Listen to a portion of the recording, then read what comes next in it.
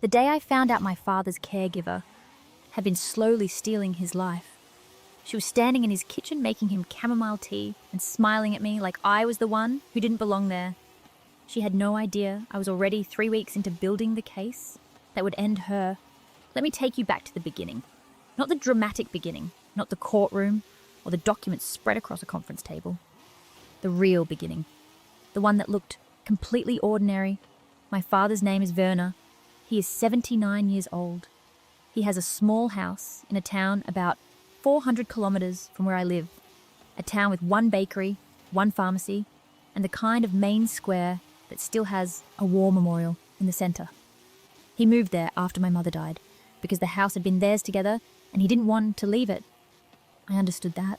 I also understood when his left knee gave out and his memory started doing that thing where it skips like a scratched record. That he needed help I couldn't give him from 400 kilometers away. So we found Monica. Monica came with references. She had a certification in elderly care, a calm voice on the phone, and an answer for every question I asked. She was 53, recently divorced, and looking for live-in work. She said she understood the particular loneliness of older men who had lost their wives. She said she had experience with memory issues. She said she believed in dignity. I believed her. For the first 6 months, everything seemed fine. My father sounded better on the phone. He mentioned Monica often. Small things. She made him a soup he liked. She drove him to the pharmacy without complaining. She watched the evening news with him. I felt something I hadn't felt in years. Relief. The specific relief of a daughter who lives far away and tells herself, the situation is handled. I should have paid more attention to what I wasn't hearing. Because gradually, without me noticing the exact moment it shifted, my father stopped mentioning his neighbours. He stopped asking about my visits. He stopped suggesting dates. When I called, Monica was often in the room. I could hear her in the background, that particular quality of someone who is present but pretending not to be. And my father's voice had a new quality too, a careful quality, like a man choosing his words in front of someone. I told myself I was imagining things. The first concrete sign came in October. I had driven down for a weekend, unannounced, which I hadn't done in a while because Monica had gently suggested, several times, that surprise visits were unsettling for my father's routine. I had accepted that. I don't know why I accepted it so easily. Maybe because I was tired. Maybe because I wanted to believe the routine was helping him. I arrived on a Friday evening. The house was warm. The television was on. My father was in his armchair, and he looked up when I came in. And for just a fraction of a second, before his face organized itself into a smile, I saw something I can only describe as relief mixed with fear. Like a man who had been waiting for rescue, but wasn't sure rescue was allowed. Monica came out of the kitchen, almost immediately. She was wearing an apron. She smiled at me with every muscle in her face except her eyes. "Clara," she said, "what a nice surprise. Your father didn't mention you were coming." "He didn't know," I said. A small pause. "Of course. Well, I'll make tea." I sat with my father. He held my hand. He asked about my drive. He seemed fine, mostly, but there was something muted about him. Something dimmed, like a lamp running on a lower wattage bulb than you remembered. At dinner, Monica served us and sat with us, which she apparently did every evening now. She directed most of the conversation. She answered questions I had asked my father. When he started a story about his old colleague Rudy, she interrupted him gently to say he'd already told that story, which he hadn't, not to me, not that evening. He stopped mid-sentence. He looked at his plate. After dinner, I helped my father to his room. He was tired. He gripped my arm in the hallway and said quietly, not much above a whisper, "She throws away my letters." I went very still. "What letters, Papa?" But Monica was already in the hallway behind us, asking if he needed his evening medication. I didn't sleep that night. The next morning I tried to have breakfast alone with my father, but Monica was up before either of us. She was cheerful in a way that took up all the air in the room. She made eggs. She refilled my coffee before I'd finished it. She talked about my father's upcoming doctor's appointment, about the weather, about a television program she'd watched. She did not leave us alone for more than 3 minutes at a stretch. When I went to the pharmacy that afternoon, ostensibly for aspirin, I asked the pharmacist, a woman named Frau Kellner, who had known my father for years, how he was doing. Frau Kellner looked at me with an expression that was carefully neutral, in the way of someone who has been wanting to say something for a long time. "He doesn't come in himself anymore," she said. "The woman who cares for him picks up his medications since about February. Is that a problem?" "Not in itself," she said. "But he used to come in on Thursdays. He liked to chat. He hasn't been in since February." February. 8 months. I bought the aspirin. I sat in my car in the pharmacy parking lot for a long time. When I got back to the house, my father was napping. Monica was in the kitchen. I asked her, casually, whether my father ever went out on his own anymore. She tilted her head. "He gets confused when he's alone," she said. "It's safer this way."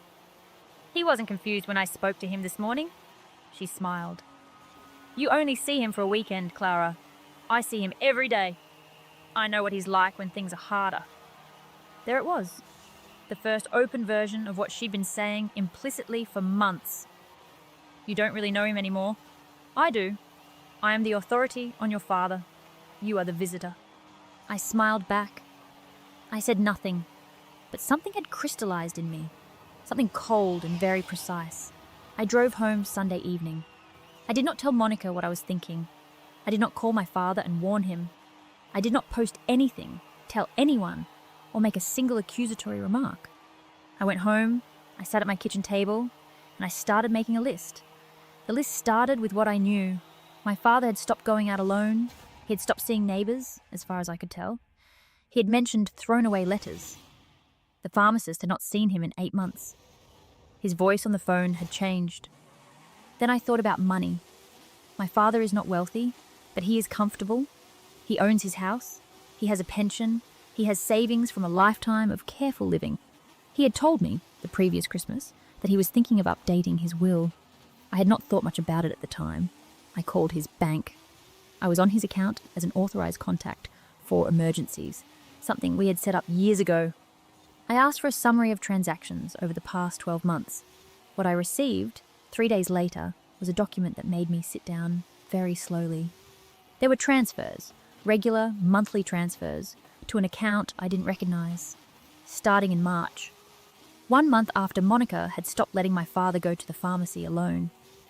The amounts varied, 300 euros, 500. Once, in July, 1,200. There were also cash withdrawals, frequent ones.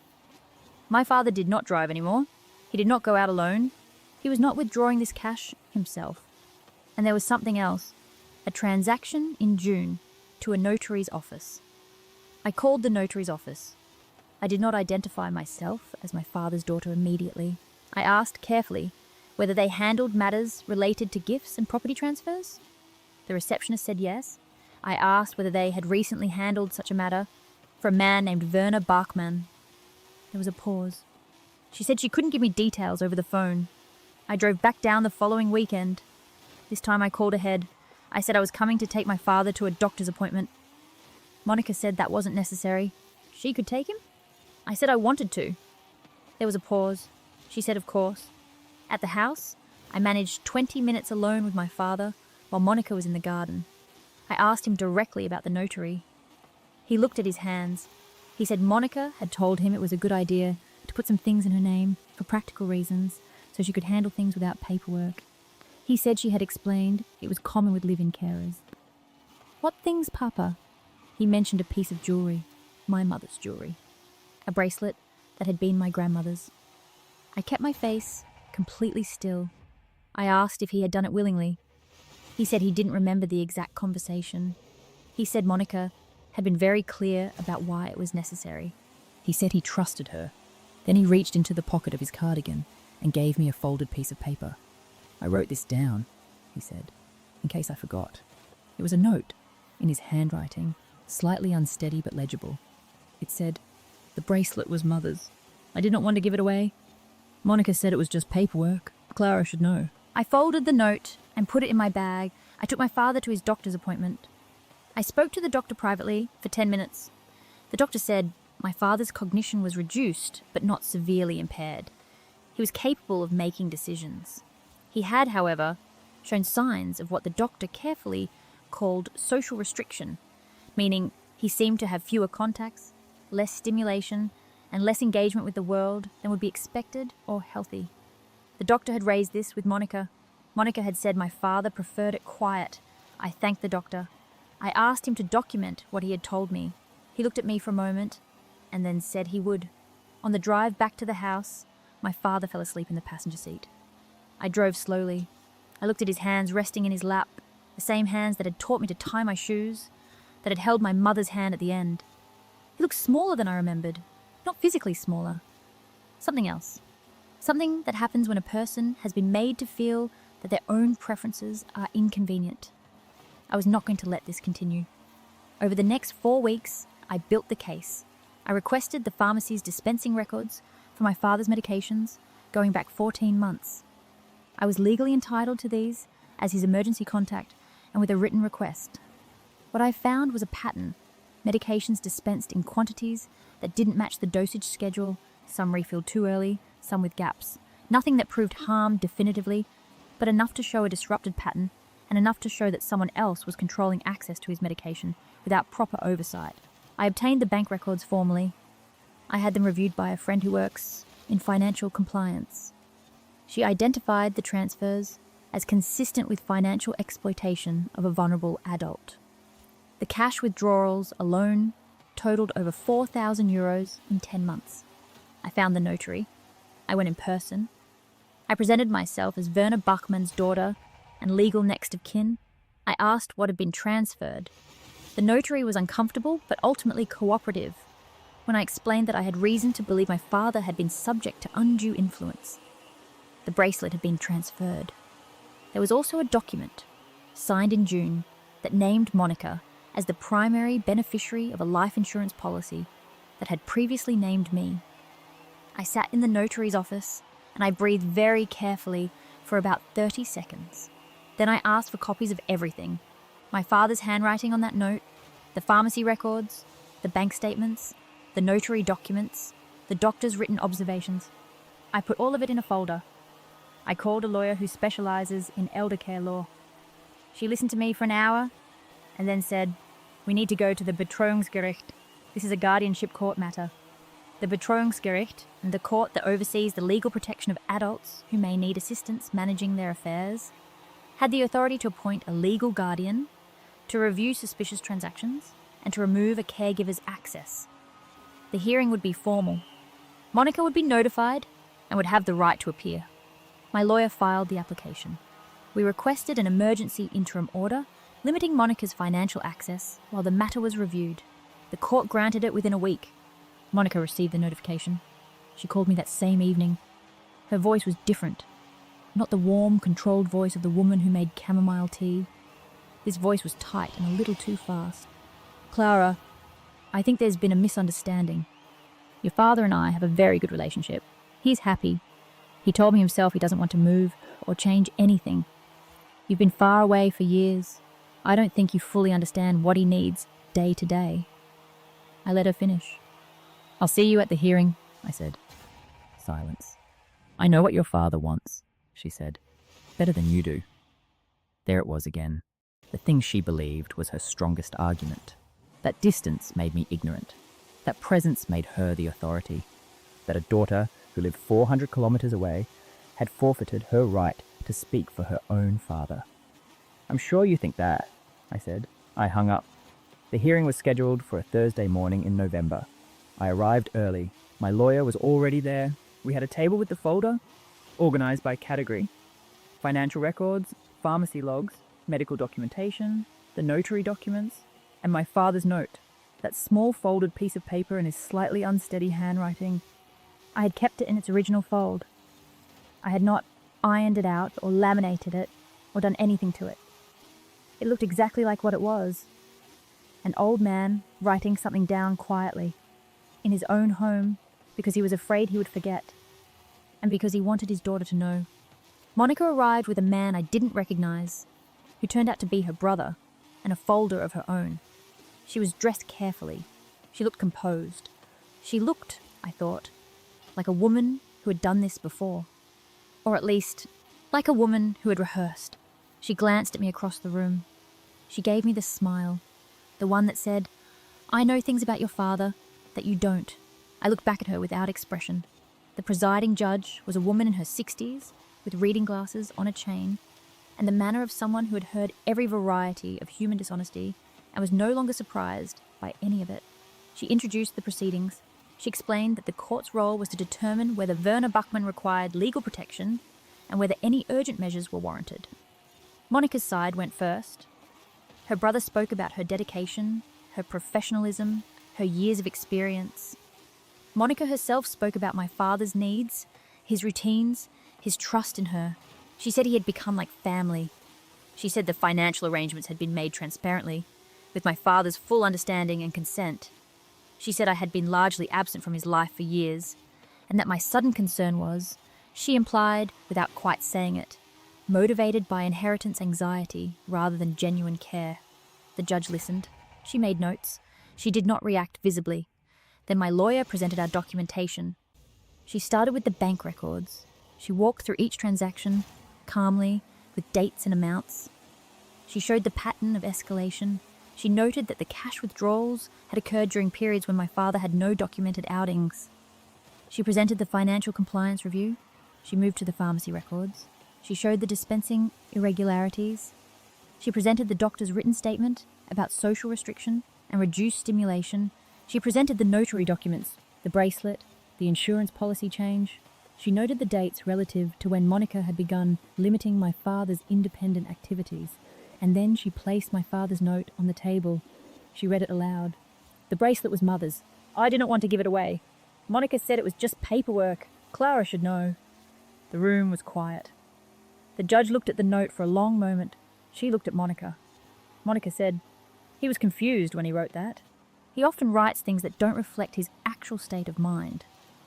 The attending physician's documentation, my lawyer said, indicates that Mr. Bachmann's cognition, while reduced, does not impair his ability to form and express preferences.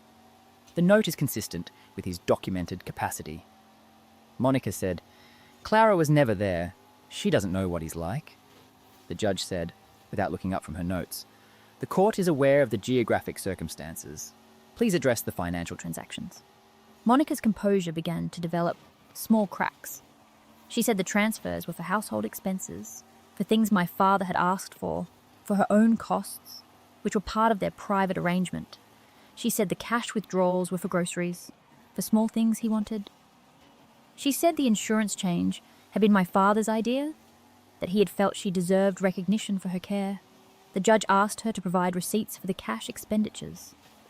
Monica said she didn't keep receipts for small purchases. The judge made a note. Monica said, "I have given years to this man. I have been there every day.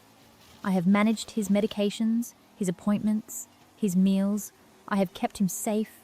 I deserve some recognition for that." Her voice had changed again. The warmth was gone. What was underneath it was something harder and more honest. Entitlement. The belief that proximity was ownership, that service, if performed long enough and without oversight, became a form of possession. The judge looked at her over the reading glasses. "Recognition," the judge said, "is not the same as unauthorized transfer of assets." The hearing lasted 2 hours and 40 minutes. At the end of it, the judge issued the following: an immediate formal guardianship order, appointing me as my father's legal guardian, pending a full review. An order freezing all accounts, to which Monica had access. A referral to the relevant authority for investigation of potential financial exploitation of a vulnerable adult. And a directive that Monica Strauss was to vacate the premises within 72 hours and have no unsupervised contact with Werner Buchmann. Monica stood up. Her brother put a hand on her arm. She shook it off. She looked at me. "You don't know what he needs," she said. "You never did. He needed his mother's bracelet to stay in the family," I said. "He wrote it down." She left. I sat for a moment after she was gone. My lawyer was gathering papers. The judge was speaking to the clerk. The room smelled like old wood and radiator heat, and the particular staleness of official proceedings. I looked at the table. My father's note was still there, that small folded piece of paper with the slightly unsteady handwriting. I picked it up and put it back in my bag.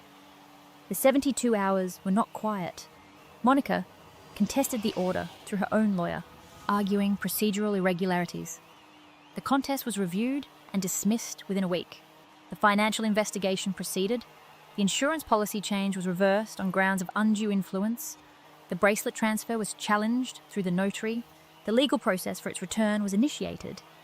The Care Licensing Authority opened a disciplinary review of Monica's certification based on the court referral.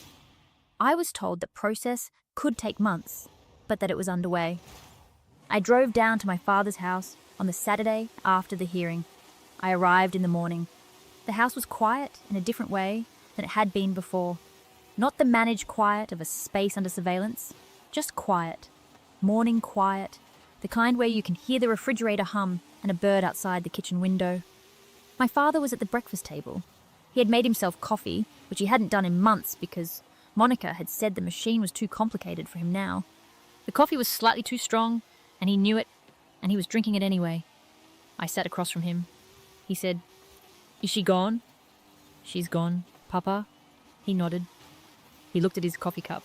He said, "I didn't know how to tell you. I thought you would think I was being difficult." That sentence cost me something.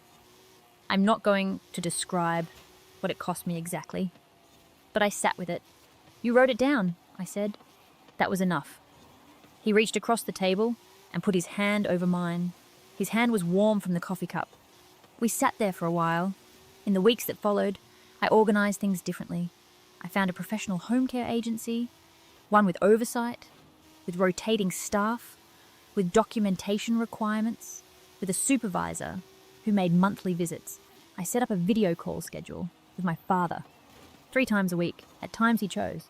I contacted his neighbours, the ones Monica had gradually made it inconvenient for him to see, and told them he would be glad of visitors. Frau Kellner at the pharmacy got a call from my father himself the following Thursday. I also did something harder. I looked at my own role in what had happened, not to punish myself. I want to be precise about that distinction, because I spent a long time confusing guilt with responsibility, and they are not the same thing. Guilt says, you are bad. Responsibility says, here is what you can change. I had let the distance become an excuse. I had let Monica's management of access go unchallenged, because challenging it felt like admitting I wasn't doing enough. I had mistaken the absence of a crisis for the presence of well-being. I had let someone else define what my father needed, and I had accepted that definition because it was convenient. I did not need to carry that as a permanent verdict on myself. But I needed to see it clearly so I could do things differently. I started driving down once a month, not because I was obligated to, not because I was afraid of what I'd find, but because my father and I had things to talk about, stories to tell, coffee to drink that was too strong. Because the 400 kilometres were a fact, but not a sentence. In January, the Care Licensing Authority concluded its preliminary review of Monica's case. Her certification was suspended pending the full investigation. I was notified by letter. I read the letter once, put it in the folder with the other documents, and closed the folder. The bracelet came back in February. The legal process had taken longer than I hoped and shorter than I feared. It arrived by registered mail in a small padded envelope. I drove it down to my father the following weekend. He held it in his palm for a long time. It is a thin gold bracelet with a small turquoise stone. My grandmother wore it every day of her adult life. My mother wore it on her wedding day. My father put it in the small wooden box on his dresser where my mother's things are kept. He closed the lid. He said, "Good." That was the whole sentence. Just good. But it held everything. I want to say something about what I learned, not as a moral lesson, not as a tidy conclusion, but as something true. The people who exploit the vulnerable rarely look like predators. They look like helpers. They arrive at the exact moment when you are most tired, most afraid, most grateful for anyone who will take the weight. They speak the language of care. They know the words: dignity, routine, trust, family. They use those words the way a forger uses a signature, not because they mean them, but because the words open doors. Monica was not incompetent. She was skilled. She knew exactly how to make a lonely old man feel cared for while making him dependent. She knew how to make a daughter who lived far away feel like the distance was her fault. her failure, her reason to stay out of things. She knew how to position herself as the indispensable one, the one who really understood, the one who had earned the right to speak for him. What she didn't know was that my father had a piece of paper in his cardigan pocket. He had written it down in his slightly unsteady handwriting because he wanted me to know, because even in the middle of being managed and isolated and slowly redirected away from his own preferences, he had held on to something, a thread, the knowledge that his daughter would come eventually, and that when she did, she should know. I think about that note a lot. I think about what it means to hold onto a thread when everything around you is designed to make you let go. My father is not a dramatic man. He does not make speeches. He drinks slightly too strong coffee and watches the evening news and keeps my mother's things in a wooden box on his dresser. He is, in the most ordinary and important sense, himself. He was always himself. Monica just worked very hard to make that harder to see. He is still himself. I drive down once a month. We have coffee. He tells me the story about Rudy, the one Monica kept interrupting. It is a good story. I let him tell it to the end. The folder with the documents is in my filing cabinet at home. I don't look at it often, but I know it's there, and I know what's in it. Sometimes the most powerful thing you can do is simply keep the record, and sometimes an old man's note in a cardigan pocket is worth more than every smooth word a careful liar ever said. That's the whole story. Or rather, that's the part that needed to be told.